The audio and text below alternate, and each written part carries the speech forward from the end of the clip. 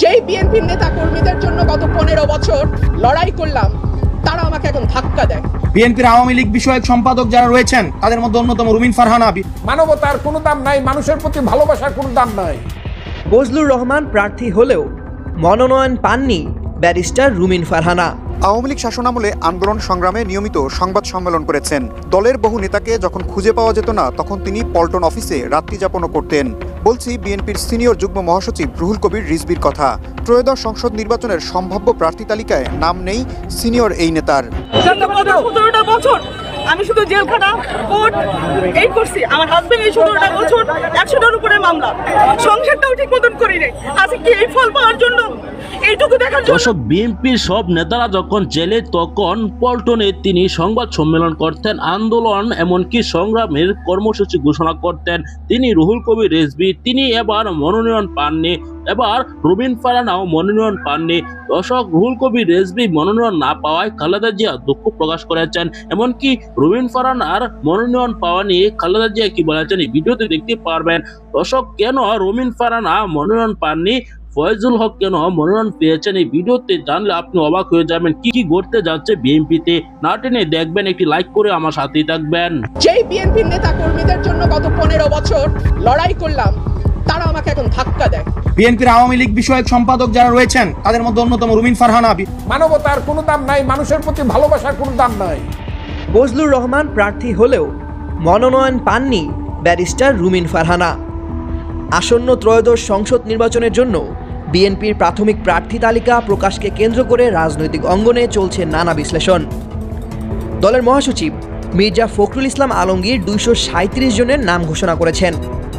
এই তালিকায় কে অন্তর্ভুক্ত হলেন এবং কে বাদ পড়লেন তা নিয়ে চলছে মূল আলোচনা। একটি উল্লেখযোগ্য ঘটনা হলো মুক্তিযোদ্ধা ফজলুর রহমানের মনোনয়ন প্রাপ্তি। জুলাই আগস্টের গণ অভ্যুত্থান নিয়ে মন্তব্যের কারণে যাকে পূর্বে শোকজ করা হয়েছিল সেই ফজলুর রহমানকেই বিএনপি কিশোরগঞ্জ 4 আসনের জন্য মনোনীত করেছে। এর ঠিক বিপরীতে তালিকার সবচেয়ে আলোচিত অনুপস্থিতি হল ব্যারিস্টার রুমিন ফারহানা। সাম্প্রতিক সময়ে তার নাম একাধিক বিতর্কের জন্ম দিয়েছে, যা দলকে অস্বস্তিতে ফেলেছিল বলে মত অনেকের। বিশেষত নির্বাচন কমিশনে আসন সীমানা সংক্রান্ত শুনানিতে হাতাহাতি, এনসিপি নেতা হাসনাত আবদুল্লাহকে উদ্দেশ্য করে অশালীন আক্রমণের অভিযোগ এবং সর্বোপরি বাংলাদেশ বিরোধী প্রচারণায় অভিযুক্ত ভারতীয় চ্যানেলে অন্তর্বর্তী সরকারের বিরুদ্ধে দেওয়া তার সাক্ষাৎকারটি দলের ভাবমূর্তিকে মারাত্মকভাবে ক্ষুণ্ণ করে বলে মনে করেন সংশ্লিষ্টরা। এই ধরনের কর্মকাণ্ড তার মনোনয়ন না পাওয়ার পেছনে বড় কারণ হতে পারে বলে মনে করা হচ্ছে। তবে দৃশ্যত গল্পের এখানেই শেষ নয়। বিএনপি মহাসচিব জানিয়েছেন এটি কেবলই প্রাথমিক তালিকা এবং এতে পরিবর্তন আসতে পারে। গুরুত্বপূর্ণ বিষয় হলো রুমিন ফারহানার প্রত্যাশিত ব্রাহ্মণবাড়িয়া 2 এবং ব্রাহ্মণবাড়িয়া 6 আসন দুটি এখনও ফাঁকা রাখা হয়েছে। এটি হতে পারে তার বিতর্কিত কর্মকাণ্ডের প্রতি দলের পক্ষ থেকে একটি কঠোর সতর্ক বার্তা বা চূড়ান্ত সিদ্ধান্ত নেওয়ার আগে পরিস্থিতি মূল্যায়নের কৌশল। আওয়ামী লীগ শাসনামলে আন্দোলন সংগ্রামে নিয়মিত সংবাদ সম্মেলন করেছেন। দলের বহু নেতাকে যখন খুঁজে পাওয়া যেত না তখন তিনি পল্টন অফিসে রাত্রি যাপনও করতেন। বলছি বিএনপির সিনিয়র যুগ্ম মহাসচিব রুহুল কবির রিজভীর কথা।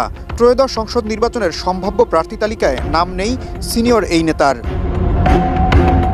দলের দুঃসময়ে টেলিভিশন টকশোতে সরব উপস্থিতি ছিল ব্যারিস্টার রুমিন ফারহানার। তিনিও বিএনপির সম্ভাব্য মনোনয়ন তালিকায় নাম তুলতে পারেননি, যদিও ব্রাহ্মণবাড়িয়া 2 আসনে এখনও কোনো প্রার্থী দেয়নি দলটি। দলটির স্থায়ী কমিটির সদস্য নজরুল ইসলাম খান ও সেলিমা রহমান সম্ভাব্য মনোনয়ন তালিকায় নেই। বিএনপি চেয়ারপারসনের উপদেষ্টা আব্দুস সালাম, যুগ্ম মহাসচিব মোয়াজ্জেম হোসেন আলাল, হাবিবুন নবী খান সোহেল ও আসলাম চৌধুরী মনোনয়ন বঞ্চিত হয়েছেন। অ্যাডভোকেট জয়নাল আবিদিনও প্রার্থী তালিকায় নেই। দলের সিনিয়র নেতা গয়েশ্বরচন্দ্র রায় মনোনয়ন পেলেও পুত্রবধূ নিপুণ রায় চৌধুরী মনোনয়ন বঞ্চিত হয়েছেন। প্রার্থী তালিকায় নেই আফরোজা আব্বাসও, তবে স্বামী মির্জা আব্বাস লড়বেন ঢাকা 8 আসন থেকে। দলের আরেক সিনিয়র নেতা শামসুজ্জামান দুদু মনোনয়ন বঞ্চিত হয়েছেন। নীলুফার চৌধুরী মনিও স্থান পাননি প্রার্থী তালিকায়। দলের ভাইস চেয়ারম্যান ডক্টর আসাদুজ্জামান রিপনকে টেলিভিশন টকশো থেকে দলীয় নানা কার্যক্রমে সক্রিয় দেখা গেলেও তিনিও মনোনয়ন পাননি। শিল্পীদের মধ্যে কনক চাপাকে ধরা হয়েছিল সিরাজগঞ্জ ১ আসন থেকে টিকিট পাবেন, তবে ঘোষিত তালিকায় তার নাম নেই, যদিও আসনটিতে এখনও কোনো প্রার্থী দেয়নি বিএনপি। সঙ্গীত শিল্পী বেবি নাজনীন ও মনির খানও পাননি মনোনয়নের টিকিট। হেলেন জেরিন খান, রেহান আক্তার রানু, ব্যারিস্টার নাসিরউদ্দিন অসীমও পাননি দলের মনোনয়ন। এছাড়া সঙ্গীত শিল্পী আসিফ আকবর ও ন্যান্সিও তালিকায় নিজেদের নাম তুলতে পারেননি, যারা সম্ভাব্য প্রার্থী হিসেবে আলোচনায় ছিলেন। 17টা বছর আমি শুধু জেলখানা, কোর্ট এই করছি। আমার হাজবেন্ড এই 17টা বছর 100টার উপরে মামলা, কোনোদিন সে বাসায় ঠিক মতন ঘুমাইতে পারে, নাহলে জেলখানায় কাটাচ্ছে, নাহলে সে পলাতক থাকছে।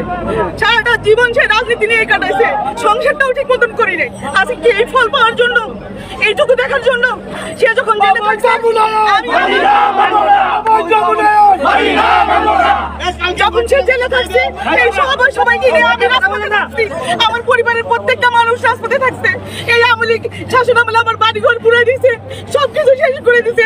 এখনো আমার একটা ভাই জেলের পচে মরতেছে। এই পাওয়ার জন্য আজকে 17টা বছর এই করছি। কোনোদিন আমার মেয়েটা ঠিক মতন আমার পাতার বাবাকে পাই নাই, মাসের পর মাস জেল খাটছে এটা পাওয়ার জন্য। শুধু এইটুকু বলার জন্য আজকে এখানে দাঁড়াইলাম, এইটুকু বলার জন্য। বাংলাদেশ ছাত্র বন্ধুগণ 2018 সালে মনোনয়ন দিয়েছিলেন, সেই মনোনয়ন চিন্তায় করে নিয়েছিল।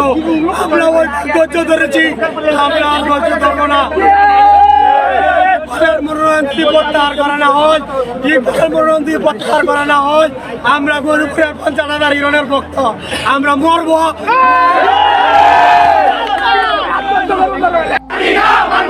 হিরণ ভাইয়ের মনোনয়ন দিতে হবে, হিরণ ভাইয়ের মনোনয়ন দিতে হবে, অবৈধ মনোনয়ন মানি না, মানবো না। ঢাকার মনোনয়ন মানি না, মানবো না। এসি রুমের মনোনয়ন মানি না, মানবো না। আমাদের দাবি, আমাদের দাবি মানতে হবে, মানতে হবে। হিরণ ভাইয়ের মনোনয়ন চাই। দর্শক, বিএনপির 238 আসনের প্রার্থিতা ঘোষণার পর কিন্তু হাসি কান্নার ঢল পড়েছে বিএনপিতে।